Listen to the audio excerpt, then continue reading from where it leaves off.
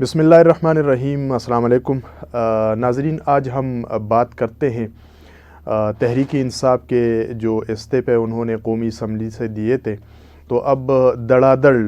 قومی اسمبلی کے اسپیکر راجہ پرویز اشرف صاحب ان استعفاؤں کو منظور کر رہے ہیں۔ دوسری طرف تحریک انصاف کے جو امیدواران ہیں، سابق بھی آپ کہہ سکتے ہیں، موجودہ بھی کہہ سکتے ہیں، کیونکہ استعفا تو وہ دے چکے ہیں، لیکن جیسے گزشتہ ہفتے تحریک انصاف کے سربراہ عمران خان نے واپس جو ہے وہ قومی اسمبلی میں آنے کا عندیہ دیا، تو پرویز اشرف صاحب جو ہے وہ غصے میں آ گئے اور جناب علی انہوں نے 35 استعفیٰ، پھر 34 استعفیٰ، ابھی 43 مزید جو ہے وہ انہوں نے منظور کر لیے ہیں۔ صورتحال اس وقت یہ ہے کہ تقریباً 122 کے قریب تحریک انصاف کے جو استعفیٰ ہے قومی اسمبلی سے، وہ اسپیکر قومی اسمبلی نے منظور کر لیے ہیں، اور اس میں سے 81 استعفے ایسے ہیں کہ جس کو الیکشن کمیشن آف پاکستان نے ڈی نوٹیفائی بھی کر دیا ہے۔ تو یہ تو اس وقت صورتحال بن رہی ہے، یعنی ایک طرف استعفیٰ دے چکے ہیں، دوسری طرف منظوری ہو رہی ہے، اور پھر تیسری طرف تحریک انصاف والے اب دوبارہ مطالبہ کر رہے کہ جناب ہمارے استعفاؤں کو منظور نہ کیا جائے۔ یہ چوہے بلی کا کھیل ہے جو اس وقت جاری ہے تحریک انصاف کے درمیان اور پی ڈی ایم میں جو شامل جماعتیں ہیں، جس میں مسلم لیگ نون سب سے بڑی سٹیک ہولڈر ہے، اس کے بعد جو ہے وہ پیپلز پارٹی ہے، اور پھر اس کے بعد جمعیت العلماء اسلام گروپ جو ہے وہ اس میں شامل ہے۔ لیکن اگر ہم دیکھیں تو یہ چاروں لوگ، یا پی ڈی ایم اور تحریک انصاف، دونوں اس وقت ذاتی لڑائیوں میں مگن ہے، اور دونوں جو ہے وہ اس کوشش میں لگے ہوئے ہیں کہ اقتدار ہمارے حوالے کر دی جائے۔ لیکن جو ملک کے اس وقت سب سے بڑے مسائل ہے، اور اس وقت ملک جو سب سے یعنی مسائل کے ایک ازدحام ہے، ایک گمبھیر مسائل ہے، اس کی طرف توجہ نہیں دی جا رہی ہے۔ یعنی اس وقت ملک کی جو معاشی صورتحال ہے، پاکستان جو ہے وہ ڈیفالٹ ہونے کے قریب ہے، ریزرو جو ہے وہ تقریباً ختم ہو چکے ہیں، کبھی سعودی عرب سے مانگ رہے ہیں، کبھی متحدہ عرب امارات سے مانگ رہے ہیں، کبھی روس سے، کبھی چین کے در پر حاضریاں ہو رہی ہے، لیکن کب تک یہ آنیاں جانیاں لگی رہے گی اور یہ ممالک جو ہے وہ ہمیں بیک دیتے رہیں گے؟ اب تو سعودی عرب نے بھی کہہ دیا کہ جناب علی اب ہم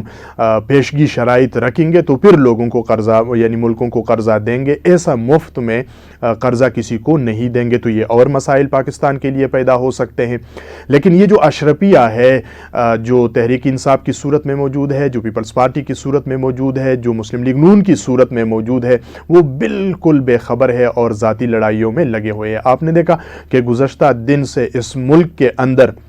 بجلی غائب ہے۔ اگر کل کلا ایسا ہو جائے اور ہمیں سال بعد اور 1.5 سال بعد پتہ چلے کہ جناب علی پاکستان کا ہینڈ بم بھی کسی نے چوری کر دیا ہے، وہ تو وہاں پر موجود نہیں ہے، اور پھر یہ ایک دوسرے کے اوپر الزامات لگاتے رہیں گے کہ جناب علی یہ تو نون کے دور میں چوری ہوا تھا، یہ تو تحریک انصاف کے دور میں چوری ہوا تھا، یہ تو پیپلز پارٹی کے دور میں چوری ہوا تھا۔ تو یہ اس قسم کے سویر مسائل جو ہے وہ اس وقت موجود ہے، یعنی نیشنل سیکیورٹی جو ہے وہ کمپرومائز ہو رہی ہے۔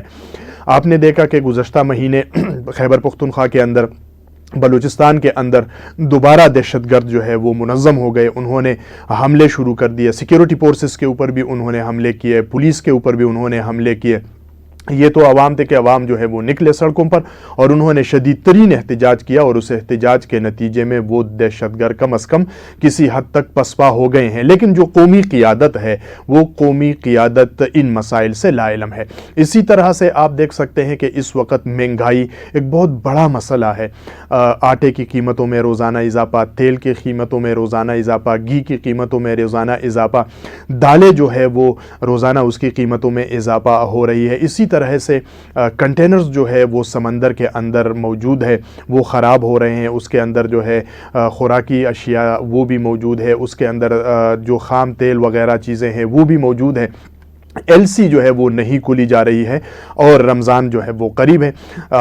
کہا جا رہا ہے کہ اگر ایل سی نہیں کھلی تو پھر رمضان المبارک میں یہ مہنگائی جو ہے یہ دو چند ہو سکتی ہے، بہت زیادہ ہو سکتی ہے، اور لوگ جو ہے وہ اس طرح سے ہوگا کہ ان کی قوتی خرید جواب دے دے گی، اور اس ملک کے اندر ایک عوامی بغاوت کا خدشہ اس کا اظہار کیا جا رہا ہے۔ इसी वजह से चूँकि इस वक्त खैबर पख्तूनख्वा की असम्बली को डिज़ोल्व कर दिया गया है, पंजाब की असम्बली को भी डिज़ोल्व कर दिया गया है, कौमी असम्बली के तकरीबन 81 नशिस्तों के ऊपर दोबारा इंतखाबात होने हैं, तो ये मौका है कि इन ज़ालिमों से आपने बदला लेना है। और वो बदला किस चीज़ के ज़रिए से लेना है? वोट के ज़रिए से आपने बदला लेना है। और जाहिर सी बात है कि अगर हम सोच समझ के अपने वोट का इस्तेमाल करें तो आइंदा 5 बरसों के लिए हम उन लोगों को इक़्तिदार दे सकते हैं कि जो इस मुल्क के लिए सोचे, जो उस मुल्क की आवाम के लिए सोचे। तो इसके लिए ज़रूरी है कि हम वोट देने से कबल अच्छी तरह से तसल्ली कर ले कि इन चोरों से, इन डाकुओं से, इन ज़ाती मफादात के जो लालची और हारिस है, इनसे निजात के लिए ये वाहिद रास्ता है जो महीने 2 महीने बाद वोट की ताकत से हम इनको शिकस्त दे सकते हैं। दवाइयाँ हमारी पहुंच से बाहर है, इसी तरह खुराक जो अशियाई खुर्दनोश्त है वो हमारी पहुंच से, आवाम की पहुंच से बाहर है, रोज़गार नहीं मिल रहा, कारोबार बंद हो रहे हैं। तो इंतकाम का एक ही तरीका है और वो है वोट के ज़रिए से इन अशराफिया से इंतकाम लेना। इसलिए इंतखाबात आने वाले हैं, चाहे वो खैबर पख्तूनख्वा के हो, चाहे वो पंजाब के हो, चाहे वो कौमी असम्बली की जो 81 नशिस्तें खाली हुई है उनके हों, आपने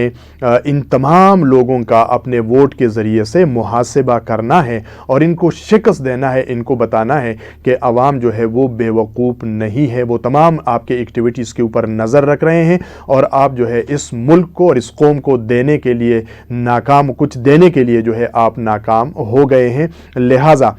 अब ये इस मुल्क की आवाम आपको मज़ीद